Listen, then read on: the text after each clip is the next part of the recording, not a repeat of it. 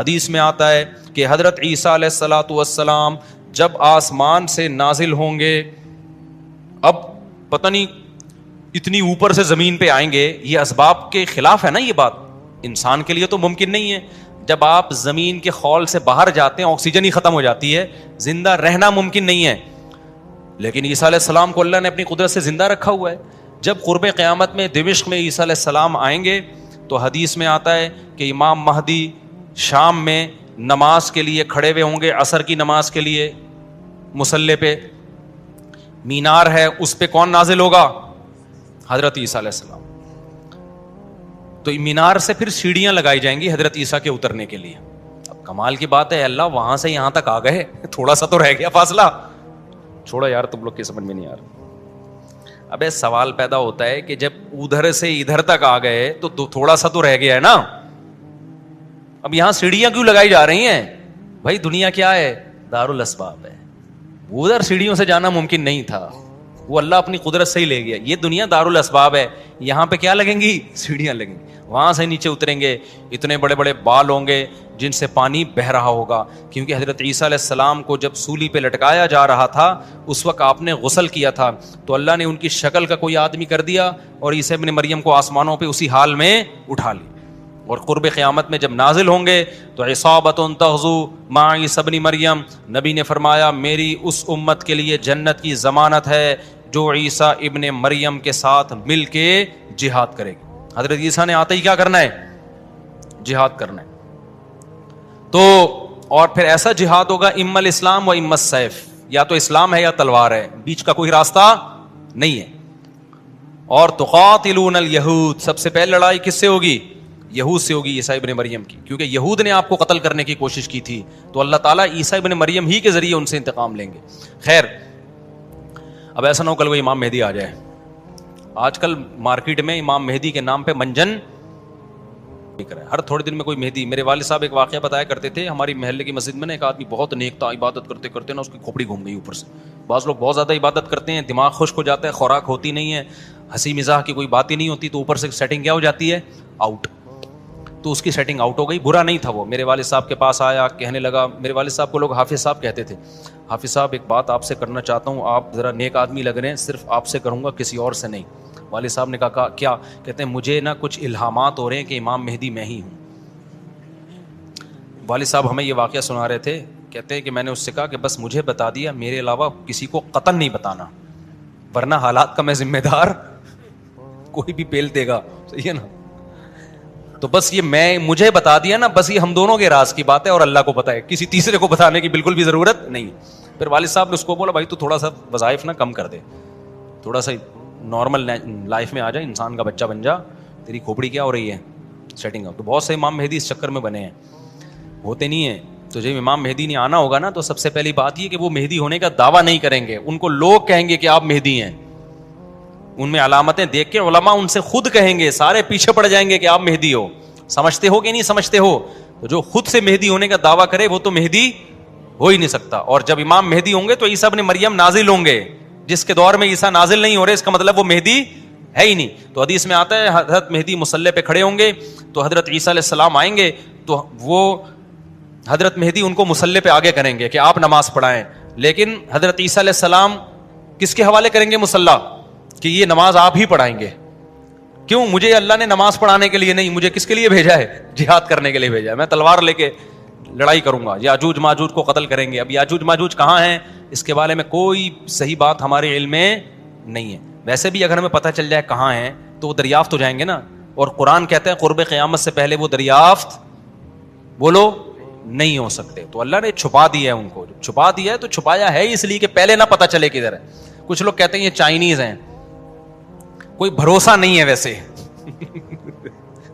لگتا ہے کہ شاید ہوں، کیونکہ وہ جو ذوالقرنین نے دیوار بنائی تھی نا سیسا پلائی ہوئی اور پہاڑوں کے پیچھے دھکیل دیا تھا اور پھر بڑی تعداد ہو گئی ان کی، حدیث سے پتہ چلتا ہے شاید وہ، لیکن بہرحال کوئی یقینی بات نہیں ہے.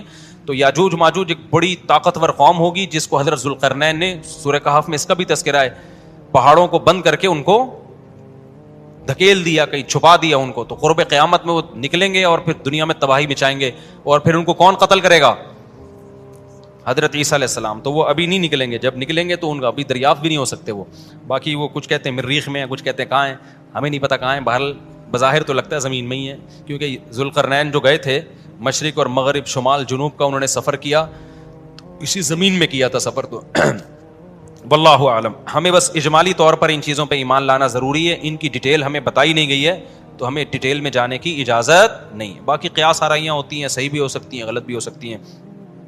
اچھا, تو میں یہ عرض کر رہا تھا کہ 309 سال وہ سوئے ہیں. وَنُقَلِّبُهُمْ ذَاتَ الْيَمِينِ وَذَاتَ الشِّمَالِ, اللہ کہتے ہیں ہم ان کو پلٹتے تھے, اب ادھر کو کروٹ لے کے سوچو, اب ادھر. وَكَذَلِكَ بَعَثْنَاهُمْ, 309 سال کے بعد ان کو اللہ نے جگایا. پوری حکومت بدل گئی, پوری حکومت کا تختہ پلٹ گیا. اب جب 309 سال کے بعد اٹھے ہیں تو پیٹ کمر سے چپکا ہوا ہے, ٹھیک ہے نا, بھوک لگ رہی ہے ٹائٹ والی. تو کیا کہتے ہیں, کم لبستم, پہلے آپس میں کہنے لگے ہم کتنا سوئے ہیں, ہم کتنا سوئے. ایک نے کہا لبثنا یومن او بعض یوم, یا تو پورا دن سوئے ہیں, کیونکہ سورج جب ہم سوئے تھے تو یہاں تھا, اب یہاں ہیں. لیکن جب یہاں ہیں تو اس کا مطلب پورا دن تو نہیں سوئے ہم, پورا چکر تو ہو جانا چاہیے تھا نا. مثال کے طور پر وہ سوئے تھے مغرب کے وقت اور آنکھ کھل رہی ہے اشراق کے وقت.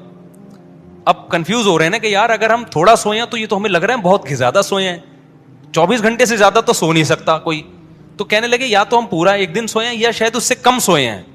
کم سونے پر یہ اعتراض ہو رہا ہے کہ نیند تو بڑی شاندار طریقے سے پوری ہوئی ہے, 4-6 گھنٹے میں ایسی ہوتی نہیں ہے. اور اگر زیادہ سوئے ہیں تو سورج جب ہم سوئے تھے وہ یہاں تھا, اب یہاں ہے, تو یہ تو 24 گھنٹے بھی پورے نہیں ہوئے, کیونکہ ان کا کیا خیال ہے کہ یہ 300 دفعہ پلٹ کے سورج آ چکا ہے. جب کافی دیر ان کی بحث ہوئی تو کہنے لگے ربکم اعلم بکم, اللہ ہی جانتا ہے بھائی کتنا سوئے ہیں, اس بحث سے کوئی فائدہ نہیں ہے, ابھی تو روٹی کی فکر کرو. فبعثوا احدکم بورقکم, یہ سکہ رائج الوقت لے کے جاؤ اور روٹی لے کر آؤ. اب دیکھو یہاں بھی وہ اللہ پہ توکل کر سکتے تھے کہ ہم جا رہے ہیں, پیسے لے جانے کی ضرورت نہیں ہے, ہم نے اللہ کے لیے قربانی دی ہے, کھلائے گا کون ہمیں, اللہ. نا بھائی, اللہ نے کہا ہے جتنے اسباب اختیار کر سکتے ہو کرو. تم ایک اجنبی جگہ پہ جا رہے ہو, تمہارے پاس سکے ہونا, پیسے تو لے کے جاؤ.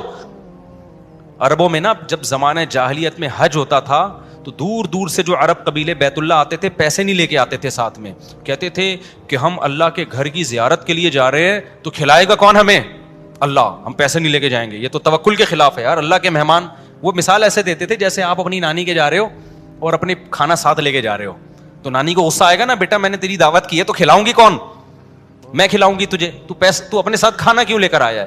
تو کہتے تھے جب ہم کسی کے مہمان ہوتے ہیں تو کھانا ساتھ نہیں لے کے جاتے, میزبان کا کام ہے, تو ہم اللہ کے گھر پہ جا رہے ہیں, ہم پیسے لے کے نہیں جائیں گے, اللہ پہ توکل کریں گے.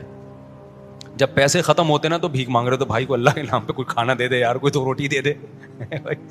جب پیسے ختم ہوتے تو کیا کرتے یار, کہیں سے جگاڑ, پھر چوریاں چکاریاں شروع کر دیتے. تو قرآن میں اللہ نے آیت نے نازل کی وَتَزَوَّدُوا, جب حج کے لیے جاؤ تو زاد راہ لے کے جاؤ, پیسے لے کے جاؤ. کیوں, فَإِنَّ خَيْرَ الزَّادِ التَّقْوَىٰ, سب سے بہترین زاد راہ تقویٰ ہے. وہ توکل جو تمہیں بھکاری بنا دے, گناہگار, کیونکہ بھکاری پن یہ تقویٰ کے خلاف ہے. تو پہلے تقویٰ کی فکر کرو کہ لوگوں کے سامنے ہاتھ نہ پھیلانے پڑے. تو ان کو بتا دیا اللہ نے صحابہ کو کہ توکل کا یہ مطلب نہیں ہے کہ دنیا میں اسباب اختیار نہ کرو, حج پہ جا رہے ہو تو پیسے لے کے جاؤ سارا. تبھی فقہا کہتے ہیں, فقہا نے دین کو خوب سمجھائے کہ حج صرف اس پہ فرض نہیں ہو جاتا کہ آنے جانے کا انتظام ہو جائے, نہ, حج اس پہ فرض ہوگا آنے جانے کا انتظام بھی, راستے میں کھانے کا انتظام بھی, اور جتنے دن آپ گھر کی مارکیٹ سے شارٹ رہو گے بیوی بچوں کے کھانے کا بھی انتظام. آپ کا حج کا آ گیا بھائی, آپ نے کہا میرا جہاز کا ٹکٹ بھی ہو گیا, ہوٹل کا کرایہ بھی ہو گیا, کھانے پینے کا انتظام بھی ہو گیا, نکل گئے 40 دن کے لیے. بچے کہہ رہے ہیں ابا مارکیٹ سے کیا ہو گیا, شارٹ, ابا ہم کیا کھائیں یہاں پہ. تو ابا کہہ رہا ہے بیٹا میرے لیے چونکہ آنے جانے کا پراپر انتظام ہو گیا تھا تو مجھ پہ حج فرض ہو گیا ہے, کیونکہ اللہ نے کہا ہے جس میں استطاعت ہے حج فرض ہے, تو مجھ میں استطاعت تھی حج فرض ہے. تو بچے کہیں گے ہمارا کیا قصور ہے. اس لیے علماء نے بیان کیا کہ استطاعت میں یہ بھی داخل ہے کہ آپ کا بھی اور جن کی آپ کفالت کر رہے ہو, جو آپ کی شرعن ذمہ داری ہے, ان کا بھی انتظام ہو. سمجھتے ہو کہ نہیں سمجھتے ہو. تو انہوں نے اپنے ساتھ سکے لے کے گئے ہوئے تھے, وہ سکہ رائج الوقت. جب نکاح ہوتا ہے نا تو سکہ رائج الوقت, میں نے سکہ رائج الوقت میں آپ کا نکاح فلاں, میں یہ لفظ نکال دیا ہے, میں اتنے پیسوں میں کرایا ہم نے, کیونکہ رائج الوقت ہی سکے چلیں گے نا, یہاں نکاح میں ڈالر تھوڑی دیں گے.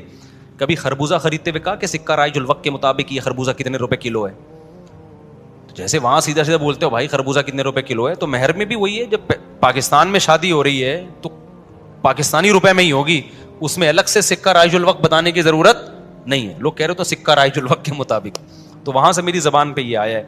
تو انہوں نے کہا بھائی یہ سکہ رائج الوقت ہے, اس کو لے کے جاؤ اور کھانے پینے کا انتظام کرو. پھر کہنے لگے دیکھو وَلْيَتَلَطَّفْ, چپکے سے جانا, وَلَا يُشْعِرَنَّ بِكُمْ أَحَدًا, کسی کو تمہارے بارے میں پتہ نہ چلے. ایسے منہ لپیٹ کے نا چھپڑ میں جانا اور روٹی لے کے چھپڑ میں واپس آ جانا. اس سے بھی پتہ چل رہا ہے کہ وہ اپنی حفاظت کا پورا انتظام کر رہے ہیں, پھر اللہ پہ توکل کر رہے ہیں. کتا بھی ساتھ لے کے جا رہے ہیں تاکہ اجنبی لوگوں سے ہماری حفاظت ہو, یہ بھی پورا انتظام. اور اس کے بعد بھی ایک بندے کو بھیج رہے ہیں بھائی لپٹ کے جانا, پتہ نہ چلے, پکڑے نہ جائیں ہم. اور آگے انہوں نے کیا کہا, فَلْيَنظُرْ أَيُّهَا أَزْكَىٰ طَعَامًا, دیکھنا پاکیزہ کھانا ہو, حلال کھانا لے کے آنا. اس سے بھی پتہ چلتا ہے کہ چونکہ غیر مسلم ریاست تھی نا, وہاں ان پر واجب تھا کہ کھانا خریدنے سے پہلے تحقیق کر لیں کہ حرام ہے یا حلال. اسلامی ملک میں اس تحقیق کی ضرورت نہیں ہے کیونکہ حلال ہی ہوتا ہے. یہاں آپ ہوٹل میں بیٹھ کے پوچھیں یہ گدھے کا گوشت ہے یا بکرے کا گوشت ہے, وہ رکھ کے ایک تھپڑ لگائے گا آپ کے. کیوں بھائی, غالب یہی ہے کہ جب سامنے والا انسان ہے اور مسلمان ہے تو گوشت بھی انشاءاللہ حلال ہی ہوگا. سامنے والا گدھا نہیں ہے تو گوشت بھی گدھے کا. یہاں بھی گدھے کے گوشت بکے ہیں مگر ان کا ریشو کم ہے نا, عموماً تو حلال ہی ہوتا ہے. لیکن جب آپ غیر مسلم ریاست میں جاتے ہیں, پھر جب بھی آپ کوئی چیز خریدیں گے تو آپ پر تحقیق کرنا واجب ہے, بھائی یہ حلال ہے یا نہیں. میں یورپ میں جہاں بھی ہوٹل میں جاتا تھا پہلے پوچھتا تھا ابے یہ مرغی حلال ہے کہ حرام ہے, وہ کہتا تھا حلال ہے. کیسے پتا چلا حلال ہے؟ ٹھپا تو سب نے لگایا ہوا ہوتا ہے حلال کا, کہاں سے خریدی آپ نے؟ وہ بتاتا تھا فلاں سے. میں نے کہا آپ کو پتا ہے کہ وہ ہاتھ سے ذبح کرتے ہیں؟ کہ جی ہمیں تو نہیں پتا. میں نے کہا پھر ہم بھی نہیں کھائیں گے. بھائی یہ غیر مسلم ریاست میں یہ تحقیق کیا ہے؟ اطمینان ہو جائے کہ ہاں جی ہاتھ کا ذبیحہ ہے, بسم اللہ اللہ پڑھ کے کہہ رہا ہے, تو پھر آپ کھا سکتے ہیں, ادروائز نہیں کھا سکتے آپ. پھر آپ چلغوزے کھائیں, کچھ بھی کھائیں, گزارا کریں آپ. سمجھتے ہو؟ تو ان لوگوں نے بھی کیا, حالانکہ یہ کتنے شدید بھوکے تھے نا, ان کو تو چاہیے تھا, بولتے یار تو جا اور جو ملے لے آ بس اٹھا کے, ٹھیک ہے نا, جو ملے. ابھی حلال حرام کے چکر میں پڑنے کی ضرورت نہیں ہے, بہت ہو گیا یار, بھوک دیکھ یار, ابھی تو ابھی پھر بھی آگے حلال حرام کی تحقیق کرے گا. ابے جو ملے اٹھا کے لے آ, نہ حلال لے کے آنا, حرام سے ایوائڈ کرنا. اب جب وہ بندہ آیا نا سکہ رائج الوقت لے کے, تو جب وہ اس نے سکہ دیا تو وہ دکاندار نے بولا بھائی یہ کون سے زمانے کا سکہ لایا بھائی تو, ٹھیک ہے نا, یہ کرنسی تو کیا ہو گئی ہے, 300 سال پہلے یہ نوٹ ختم ہو چکے ہیں. اس پہ تو جس بادشاہ کی تصویر ہے وہ بھی بت پرست بادشاہ تھا, اس کا تو خاتمہ ہو گیا ہے. یہاں تو جہاد ہوا, دوسری قوموں نے حملہ کیا, پوری ریاست کیا ہو گئی ہے, ختم. اچھا وہ بھی دیکھ رہا تھا کہ یار یہ تو وہ شہر ہی نہیں لگ رہا, میں کوئی گوگل نے غلط تو نہیں بتا دیا کہیں مجھے, ہے بھائی. وہ بھی یہی سوچ رہا نا جو کہ بھئی میں کہاں ہوں, یہ وہ جگہ ہی نہیں لگ رہی. تو 309 سال میں تو سب کچھ چینج ہو جائے گا نا. بالآخر قرآن میں چونکہ اختصار ہے, بہت شارٹ واقعات سناتا ہے. بالآخر کیا ہوا کہ لوگوں نے اس سے پوچھا تم کون ہو, اس نے پوچھا بھائی وہ کہاں ہے, انہوں نے کہا وہ تو 309 سال پہلے ونس اپون اے ٹائم ایک حکومت تھی, پھر یہ ہوا, پھر علامتیں دیکھی گئیں, یہ پرانے سکے نکلے. تو لوگوں کو, اچھا ان لوگوں کی ہسٹری بھی لوگوں کو پتا تھی کہ پرانے وقتوں میں چند نوجوانوں نے اللہ کے لیے قربانی دی تھی اور اپنے علاقے سے ہجرت کر کے چلے گئے تھے, ان کے نام یہ تھے, ان کی علامتیں یہ تھیں. تو اس سے بھی لوگوں کو نا ہسٹری سے پتا چل گیا بھائی یہ کون لوگ ہیں, یہ وہی لوگ ہیں. تو پھر بہرحال جب ہو گیا تو ان کی تو بڑی واہ واہ ہو گئی, یار یہ تو بڑے کرامتی بزرگ ہیں, یہ تو 300 سال سے کہاں سو رہے تھے, غار میں سو رہے تھے. سب نے ان کو بلایا, بھائی ان کا تو بڑا اکرام ہوا.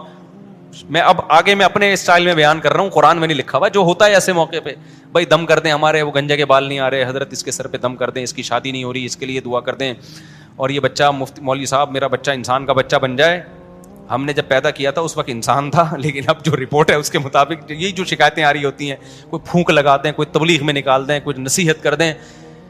جو بھی ان کا اتنی عزت ہو گئی, پھر انہوں نے وہ سب آ گئے اور ان کی بڑی, جو اللہ نے نا ان کی دعا ایسے قبول کی کہ بجائے ہجرت کرنے کے انہی کے وطن کو ان کے لیے سوٹیبل بنا دی, اور بالآخر ایک وقت کے بعد ان کی طبعی موت ہوئی. تو اب لوگوں میں جھگڑا ہو گیا, بھائی ان کی موت واقع ہو گئی ہے, تو یہ چونکہ ایک بڑا تاریخی واقعہ ہوا ہے نا, اس واقعے کو محفوظ رکھنا. ہسٹری تو ہر ایک چاہتا ہے نا محفوظ ہو, اور وہ ہسٹری جس میں کوئی سبق ہو. تو کسی نے کہا ہم قبہ بنائیں گے, کسی نے کہا ہم کیا بنائیں گے, لیکن جو غالب لوگ تھے, جن کو اللہ نے غلبہ دیا تھا, انہوں نے کہا لنتخذن علیہم مسجدا, ہم ان کے غار, کہا جاتا ہے کہ اسی غار میں ان کو دفن کیا گیا جس غار میں انہوں نے زندگی گزاری نا, ہم ان کے غار کے قریب ایک مسجد بنائیں گے تاکہ اس مسجد میں نماز بھی ہو, عبادت بھی ہو, عقیدہ توحید بھی زندہ رہے, کیونکہ انہوں نے قربانی توحید کے لیے دی تھی, اور مسجد توحید کا سب سے بڑا ذریعہ ہے. مسجد بتاتی ہے کہ صرف اللہ کو پکارا جائے گا, تو انہوں نے پھر وہاں مسجد بنا دی. تو اب بعض لوگ اس سے کہتے ہیں, اس سے پتہ چلتا ہے مزاروں پہ مسجدیں بنانا جائز ہیں. نا نا نا نا, اس وقت ان کی قبر کے قریب مسجد بنائی گئی تھی توحید کو زندہ کرنے کے لیے. اب قبروں پہ مسجد بنانے سے توحید کا بیڑا غرق ہوتا ہے, اب شرک اور بت پرستی پھیلتی ہے اس سے. اس لیے علماء کہتے ہیں اب قبرستانوں میں مسجدیں نہیں بنائی جائیں گی. ان کی نیت کچھ اور تھی, آج کچھ اور ہونے لگتا ہے, آج قبروں کو سردہ ہونے لگتا ہے وہاں پہ, اس لیے آج بنا کیا جائے گا اس عمل سے. سمجھتے ہو کہ نہیں سمجھتے؟ تو اس واقعے میں ہمیں کیا سبق ملتا ہے؟ اس واقعے سے ہمیں سبق ملتا ہے کہ جو اللہ کے لیے قربانی دیتا ہے اللہ اس سے غافل نہیں ہوتا, اللہ غیب سے اس کی مدد کرتا ہے.